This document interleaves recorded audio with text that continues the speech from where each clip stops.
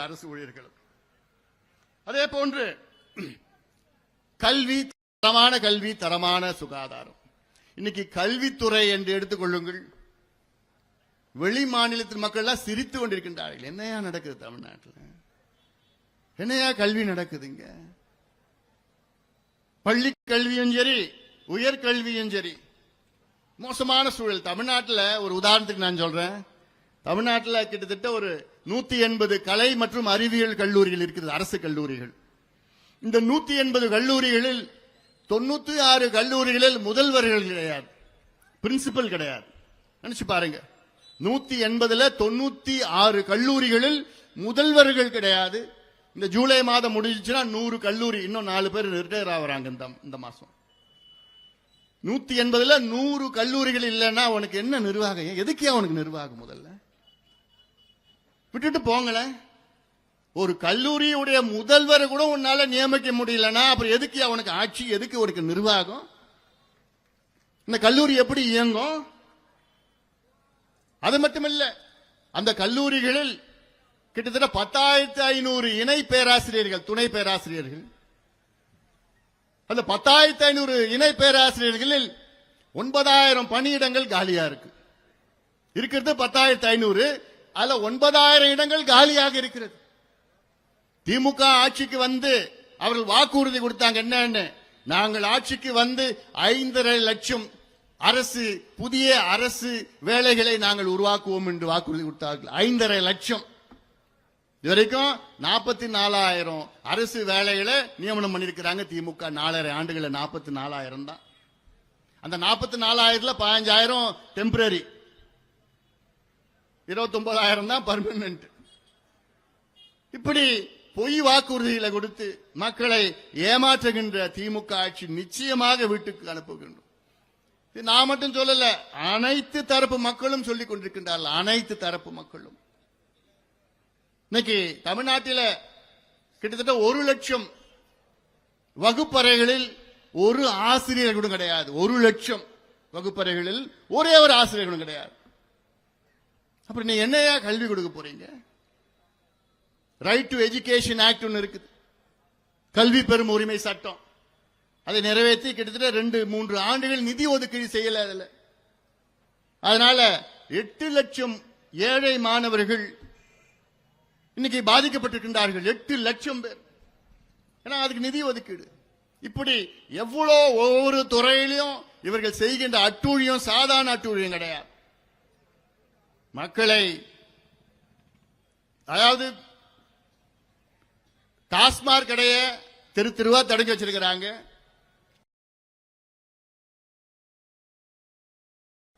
தமிழ்நாட்டில் கிட்டத்தட்ட 5,000 டாஸ்மாக் கடைகள் இருக்கிறது.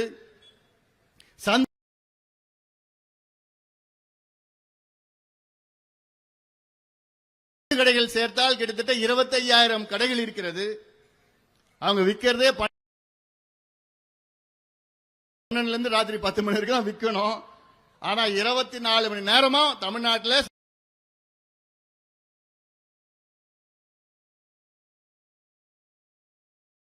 சரக்கு கிடைக்கும். 24 மணி நேரம் எங்க போனாலும் எப்படி கிடைச்சிடும், வாங்கிடுவாங்க. சாராய ஆட்சி தான் நடக்குது. அது மட்டும் இல்ல, மோசமா, அதை விட மோசம் என்ன? இந்த போதை பொருட்கள், கஞ்சா, அபின், காக்கேன், ஹெரோயின், LSD, ஆம்பிட்டமின், என்னென்ன கிடைக்குதோ, அமெரிக்காவில் என்ன விற்குதோ அது எல்லாமே தமிழ்நாட்டில் விற்குது. இதை நான் மட்டும் சொல்லல, எல்லாரும் சொல்றாங்க. எல்லா தலைவர்களும் பொதுமக்கள் எல்லாம் சொல்லிட்டு இருக்கிறாங்க. காவல்துறை தெரியாம யாரும் ஒரு பொட்டலம் கஞ்சா வைக்க முடியாது. ஆனால் வித்துட்டு இருக்கிறாங்க. காவல்துறை இன்னைக்கு தமிழ்நாட்டில் சுதந்திரமா செயல்பட முடியல. காவல்துறை தமிழ்நாட்டில் நல்ல காவல்துறை, ஆனா அவர்கள் சுதந்திரம் இல்லை. அவருக்கு பல கட்டுப்பாடுகள் இருக்கிறது. சுதந்திரமா செயல்பட விட்டால் ஒரே ஒரு கஞ்சா போட்டல கூட விற்க முடியாத ஒரு சூழல் காவல்துறையால் உருவாக்க முடியும். ஆனா அதெல்லாம் அங்க இருக்கிற கட்சிக்காரங்க, திமுக கமிஷன், கலெக்ஷன் கமிஷன், இதற்கெல்லாம் ஆட்சி மாற்றம் வேணும். ஏன்னா இது ரொம்ப மோசமா போயிட்டு இருக்கு. மதுவை குடிச்சிட்டு வந்தா, வீட்டுக்கு வந்தானா அவங்க நாத்தடிக்கும் தெரியும், ஓ குடிச்சிட்டு வந்தான்னு தெரியும்.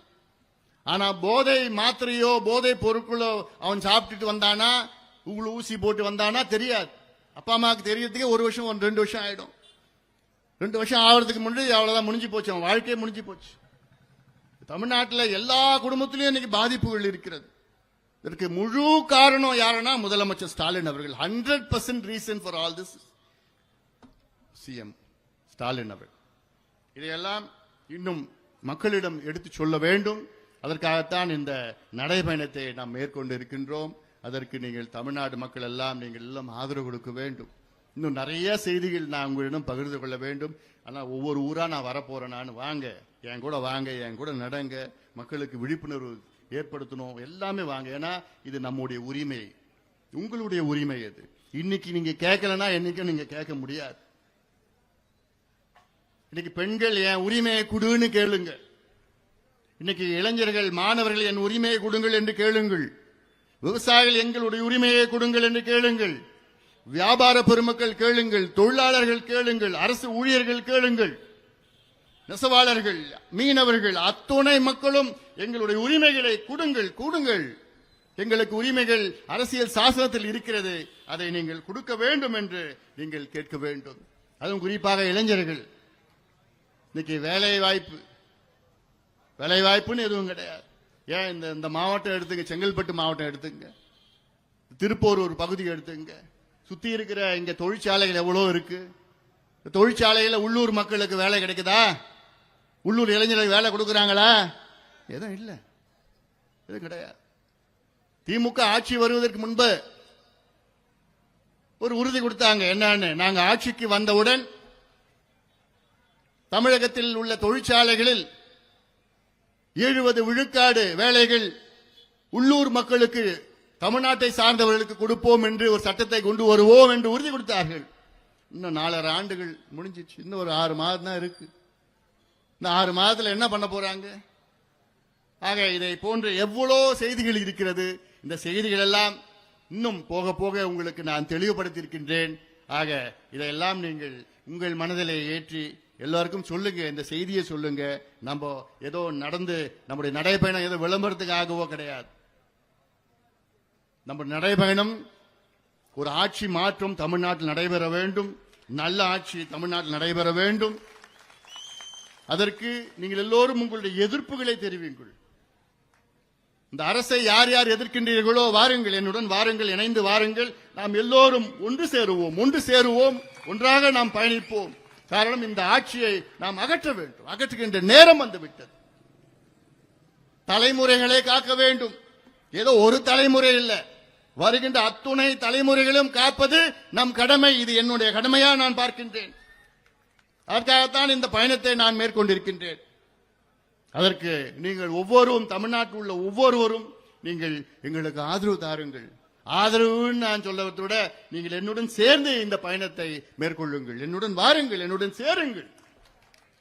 குறிப்பாக இளைஞர்கள், விவசாயிகள், உழைக்கின்ற பெருமக்கள் அத்துணை பேரும் சேர்ந்து நாம் நம்முடைய உரிமைகளை நாம் மீட்டெடுப்போம் என்று இந்த நேரத்திலே நான் கேட்டுக்கொண்டு